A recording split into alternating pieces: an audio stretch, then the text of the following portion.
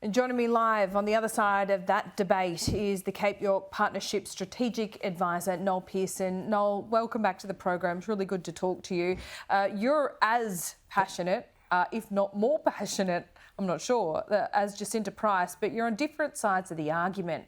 What do you say to that advertising campaign that was launched yesterday? Well, firstly, I agree with Jacinta that Australian children of Indigenous backgrounds who have a heritage that is not Indigenous, that is European, African American, Pacific, Asian, they should equally identify with their heritage that is not Indigenous. I look forward to an Australia where people have multiple identities, what I've called in the past layers of identity. We're not... I think we've got to get to an Australia where we're not fundamentalist about our identity.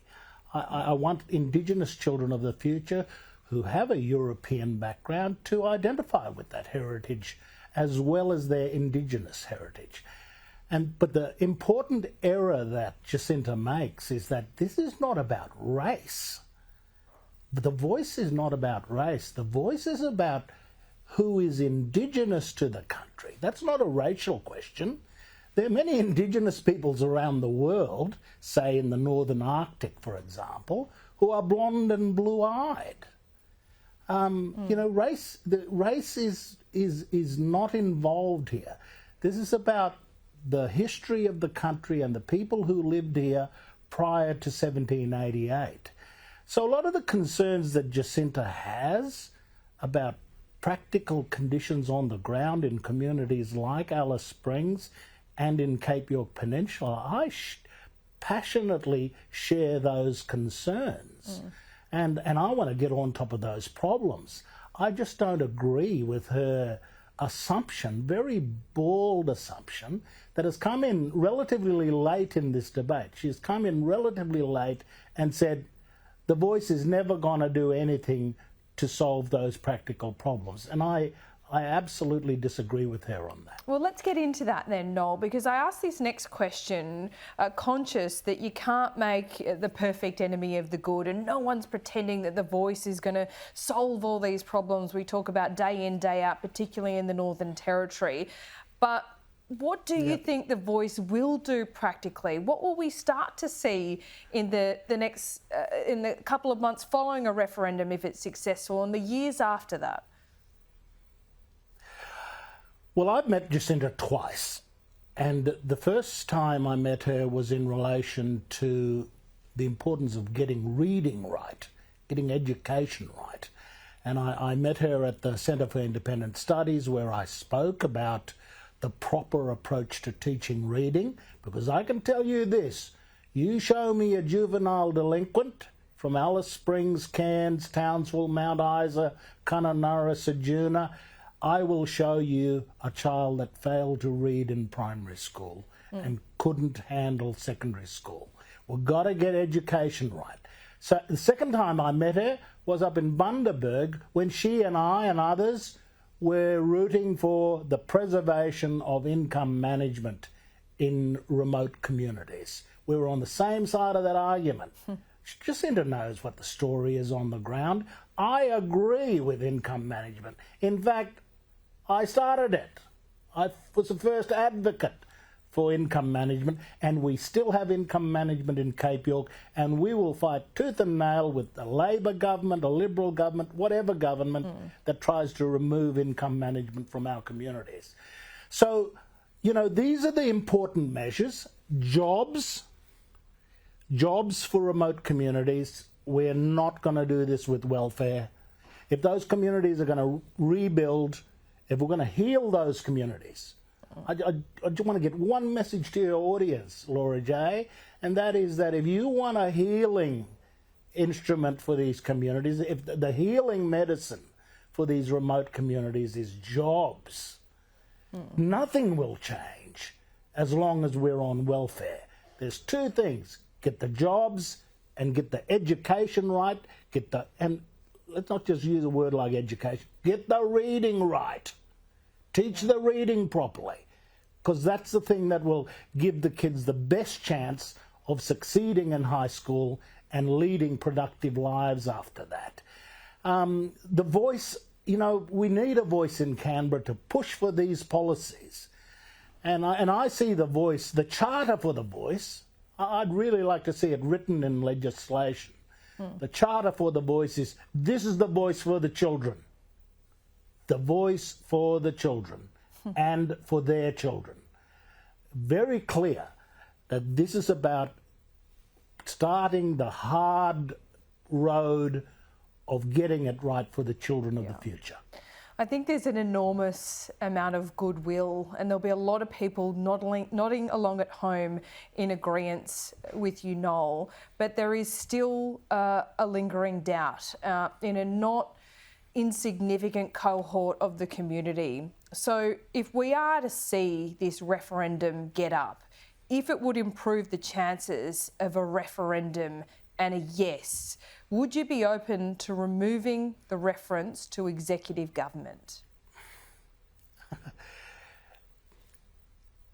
I've got to underline to all of those people who are listening to this drum being beat about the executive, do you know who the executive are? The executive are the bureaucrats. And who doesn't want the bureaucrats to listen to communities? We're not going to get change happening if the bureaucrats are not made to listen to the voice of the communities. That is where the action is. That is where the change is. That is where the change has to happen. We've all seen Yes Minister. We've all seen all kinds of shows about, cynical shows about how government works. It doesn't work. And the starting place for it to work, other than the Parliament itself, Parliament's good. Let's talk to the politicians about the laws that they make.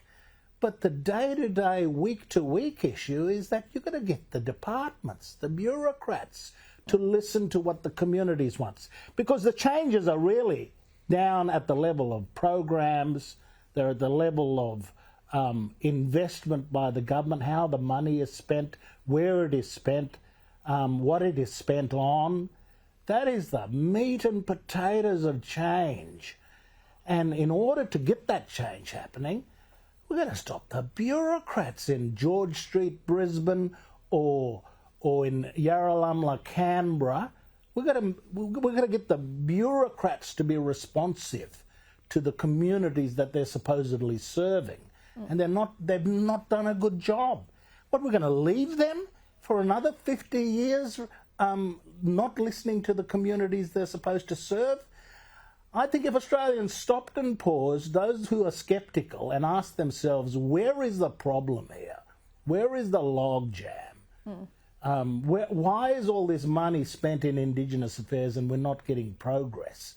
Well, the bureaucracy has got to be sorted out.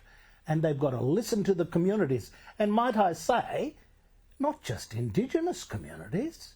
There'd be a lot of ground gained if the bureaucracy started listening to other Australian communities as well. Yeah. But the situation in Indigenous Australia is desperate.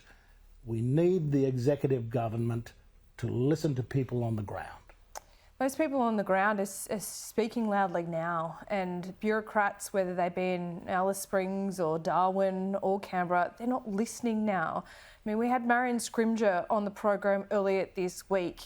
She intervened in a domestic violence incident, called the police 5 times in Darwin. They didn't arrive. So, she had the benefit of calling the police commissioner herself. We hear stories, day in, day out, really. An 8-year-old having to flag down an ambulance in Alice Springs because his mother was too drunk to look after his baby sister. These are tragedies, absolute tragedies. And then we have a week of politicians talking about the merits of Peter Dutton going to Alice Springs and saying abuse is rampant. What do you make of these debates in and around the voice at the moment, Noel? Because the failure just isn't in Canberra. Absolutely, and I believe that, if you've got a problem, say noise, just a simple thing like noise that goes from 10 p.m. at night to 6 a.m. in the morning, the workers can't go to work the next day. The kids are all sleepy at school. But you can't get the police to attend to the noise. Forget about the binge drinking parties and stuff that follow the noise. Well, Peter Dutton has a point, though. We need a more responsive... Sorry? Peter Dutton has a point. Well, he has a point, but I'd say to Peter, what did you do the last 9 years you were a cabinet minister? Out of the last 26 years since 1996, the LNP were in for 21 of those years. 21 out of 26 years we had a Conservative government. And in the last 10 years, 9 of those 10 years has been a government that Peter Dutton's been a cabinet minister of. Why wasn't he banging the drum in those 9 years? And why haven't we fixed up Alice Springs in the 9 years? You know, it's just a bit disingenuous for him to go out there with Jacinta and bang the drum on Alice Springs when he has had 9 years. You know, in those 21 years of LNP rule, we had the late Dr. Heron as minister, then we had Philip Ruddock, then we had Amanda Vanstone, and then we had, you know, there have been 2 ministers since then. Yeah. Look, I would say, Noel, that previous Labor governments have failed as well. And I wonder, as you sit here with me today, how you reflect, because you were so close to John Howard, you were close to Tony Abbott, you were kind of the poster leader, if I can put it so crudely, for the Conservatives. Now you're being described as an elite. Yeah. You know, the best work we did in Cape York Peninsula was with the support of John Howard. We did income management, we did alcohol reform, we did family responsibilities, we did employment. All of those things happened as a result of support from John Howard when he was Prime Minister. And of course, John Howard was the one that started the recognition process in 2007. You know, the big tragedy at this time is that the Liberals should be owning the voice. This came out of their Prime Minister who kicked the ball off on this.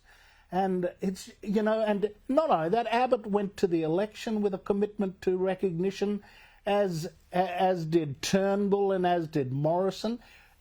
How did we get to this situation where they are disowning